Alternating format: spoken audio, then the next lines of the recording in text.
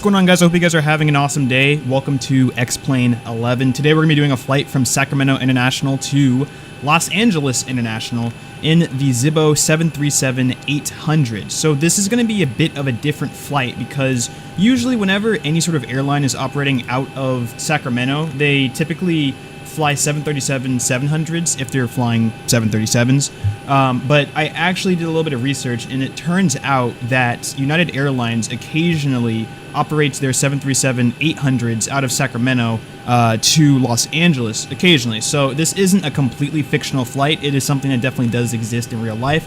So it is going to be a bit bumpy going into Los Angeles because we do have a bit of winter weather that is waiting for us, but it should make for an interesting approach. But anyway, let's go ahead and get this baby backed up, fired up, and ready to go.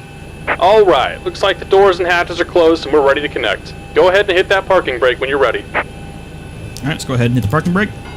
Here comes the pushback. Light them up. All right, here we go. Flaps 5. Start turn on engine 1.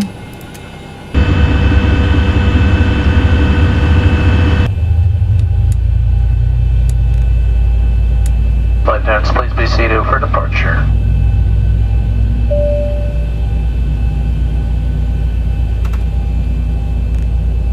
Okay, the cabin is secured. Have a good flight. So I'm still getting my flight simulator and everything set up, so I'm not completely used to all the add-ons and everything that I have access to, but the XP realistic options are something I definitely need to configure, because I'm pretty sure the 737 does not vibrate this much when you're starting up the engines. Alright, so both engines are started, and I think they're still trying to pull away from the plane, so I'm going to give them a little bit more time. And we're disconnected. Signal and pin on the left. Take it easy and have a safe flight. There we go. Alright, let's get it rolling.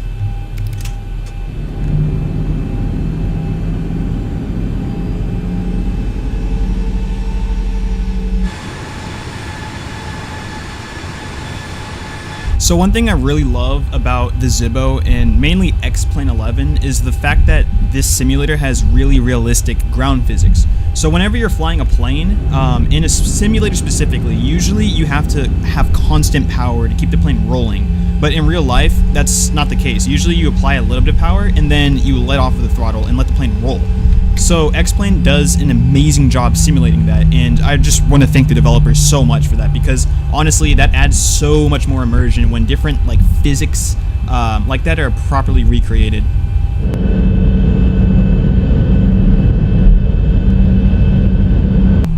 Alright, I'm going to go ahead and switch from the APU generator to the normal generators. And then I'm going to go ahead and shut off the APU because we do not need it. So I always mess up the setting, and if you mess up the setting in real life, you kill every single person on the plane. So I gotta make sure that I have the bleed options set properly. I believe this is the configuration I'm supposed to have. I think. I hope it's the right one. I really hope it is. If not, we'll find out pretty soon. But just a little bit of history about this airport, and me as well, if you don't know who I am. So basically, my entire life, I've been infatuated with aviation. Whenever I flew anywhere, pretty much, I would always fly out of this airport. So if I know any airport, it's this one. This is my hometown airport. I've flown out of here hundreds of times, and I know this airport pretty much like the back of my hand. So I have a lot of history with this airport, and it's really good to see that somebody has done scenery for this airport in X-Plane 11 that's actually up to date. Someone actually updated the scenery that actually about like 3 or 4 people worked on around like August of 2019. So this is insanely up to date in comparison to a lot of other airport sceneries for pretty much any simulator that's out there. Since it's my hometown airport, it has a special place in my heart, and it's really nice to have it fully remodeled with like animated trains and cars and pretty much everything that's at the airport.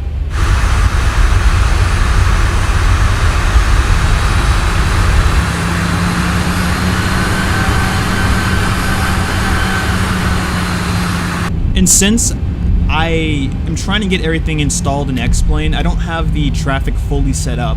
So since the traffic I have installed right now is a tiny bit buggy, it doesn't work too well with this current airport. I'm gonna have to do a little bit of tinkering and modding, but we shouldn't have any sort of traffic right now that we have to deal with. But we will have traffic at LAX. plenty of it, just like in real life, which I am definitely looking forward to. Because it's really cool to see traffic in a simulator, and I've never really had a computer capable of loading in traffic into a simulator until now. So I should be able to load in however many planes the sim can throw at me. So I'm really looking forward to seeing how that works. But anyway, let's go ahead and taxi onto the runway and get our butts out of Sacramento.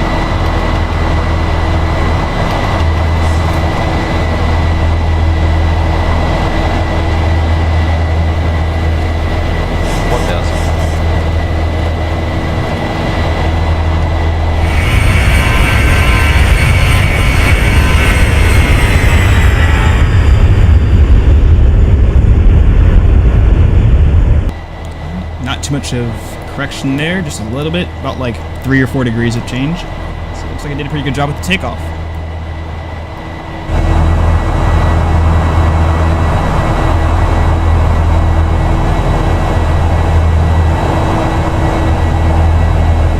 So one quick thing I want to point out before we climb up to our cruising altitude is some features that have been added to the Zibo 737 recently. So on this display right here, there's this additional option or set of options you have for, you know, the configuration you have on this display.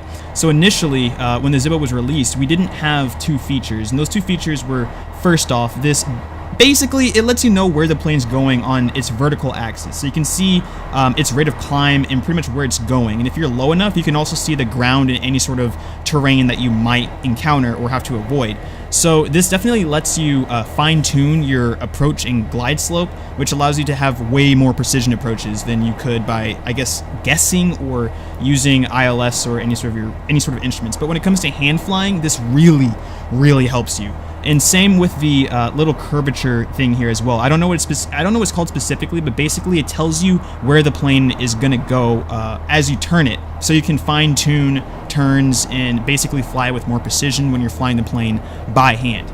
That's stuff I love seeing. It's stuff that's in the real 737, and I am so glad they finally added it to the Zibo 737, because I definitely relied on that a whole lot when I flew in Flight Simulator X and prepared with the PMDG 737 NGX. So like you can see here now, it helps so much with just getting an idea of where the plane is going before you get to that point in the sky.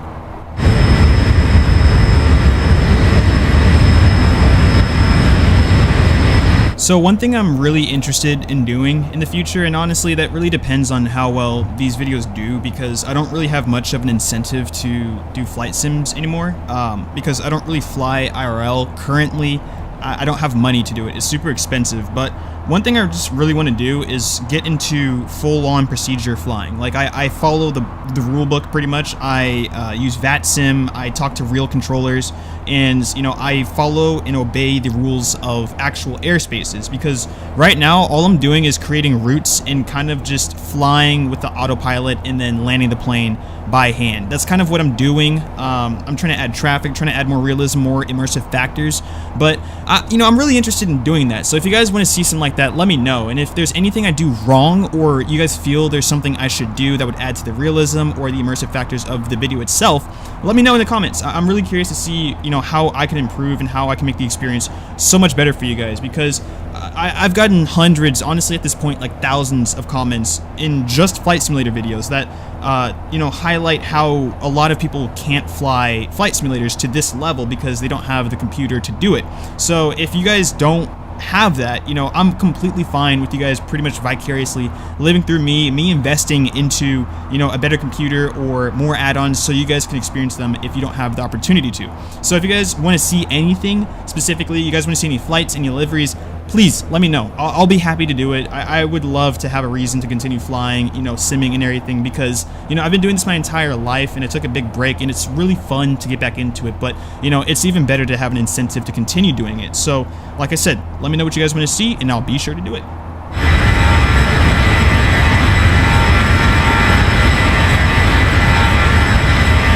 So currently right now we're flying a little bit east, even though we're supposed to be headed south. This is part of the plan, but right now we can actually see South Lake Tahoe, which is a nearby lake to me. This is technically the second deepest lake in the United States. You can actually fit the entire Sears Tower inside of the lake with the antennas, and you would not be able to see it. That's how deep that lake is. It's really crazy. And it's really beautiful too. It's really nice, and you can apparently drink the water there. Apparently the water there is safe to drink. I don't advise it. I've tried it. It tastes amazing, but hey, you know, you can do what you want to your life, but it's an amazing place. I really love going there, and I also love seeing it from the sky whenever I fly over this area of California in real life or, you know, in sim. It always looks nice.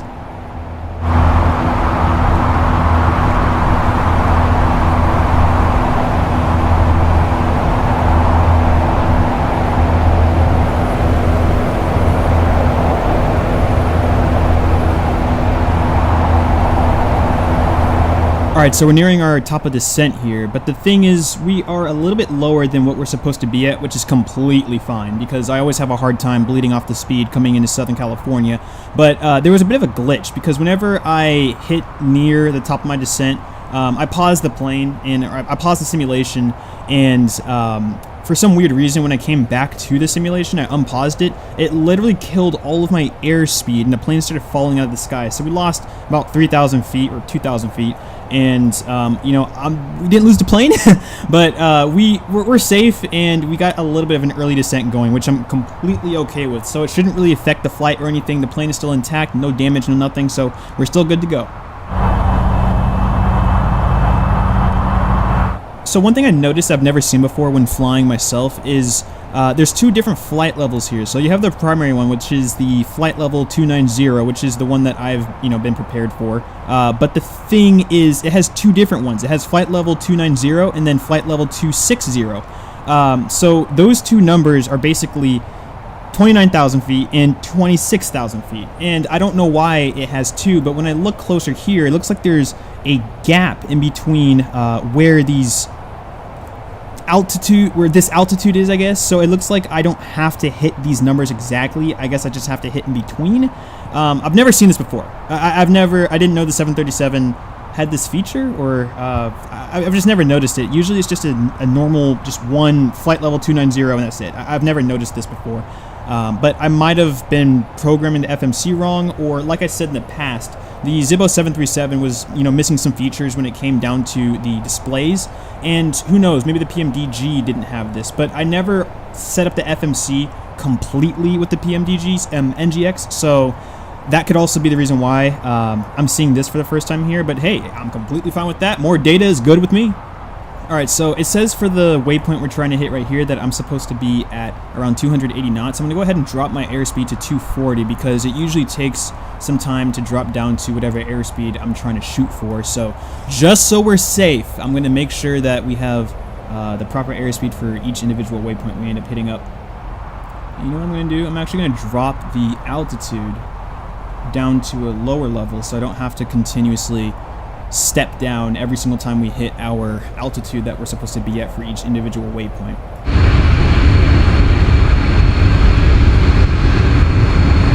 Alright, so it looks like our altitude's pretty good, we got a good descent going, and our airspeed is looking pretty good as well. So right now we're about like 10 over, but the thing is, at the rate we're currently slowing down at, we should be hitting 240 just as we get to Jews or based.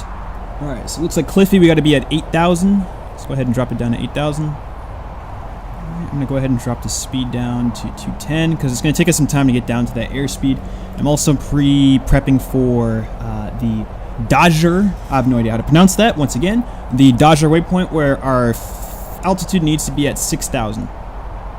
Alright, so we got a little bit of traffic that we're going to be working around. So this blue little plane right here, this little F-18 is me. I don't know why it says I'm an F-18, but these are all the planes that are going to be operating while we're trying to land here. So hopefully everything works out pretty good. Alright, so all I have to do is just keep my altitude because the airspeed and altitude for Dodger is the same as Gatto, so I don't really need to make any sort of adjustments, so I can just sit here and relax until I get to the next waypoint.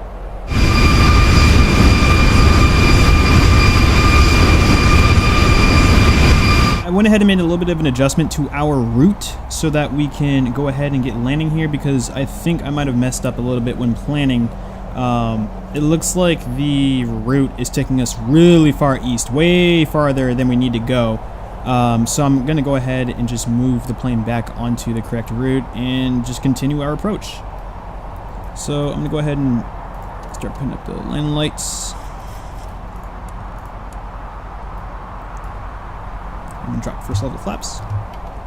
Alright, so what I'm trying to do here is I'm trying to line up this green line with runway 24 right. That's exactly what I'm trying to do here. And if I can do that, that means the plane's going to hit the ground literally on wherever this green line is because I have the altitude set to 0 and this line represents where we hit that altitude. So from here it's pretty much a straight shot. All I got to do is just land the plane on the center line and we're good to go.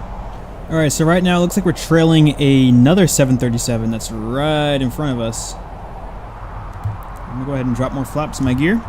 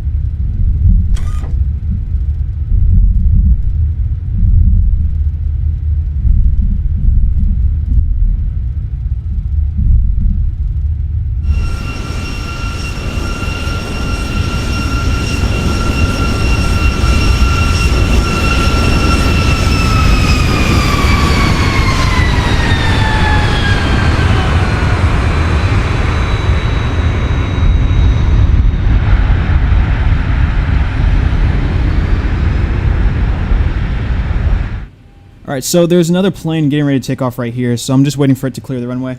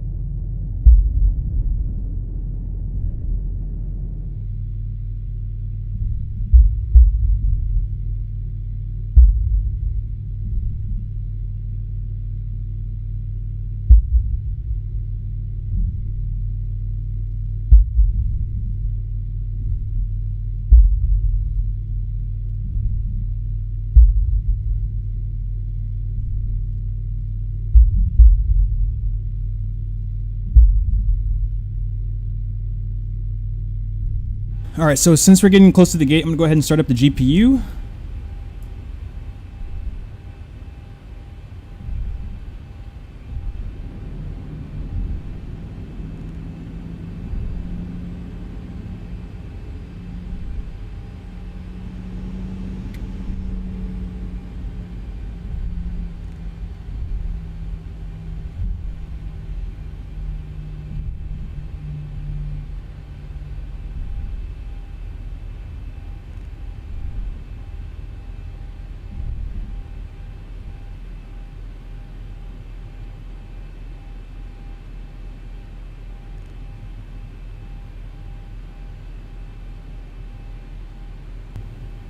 All right, there we go. All right, let's go ahead and shut the plane down.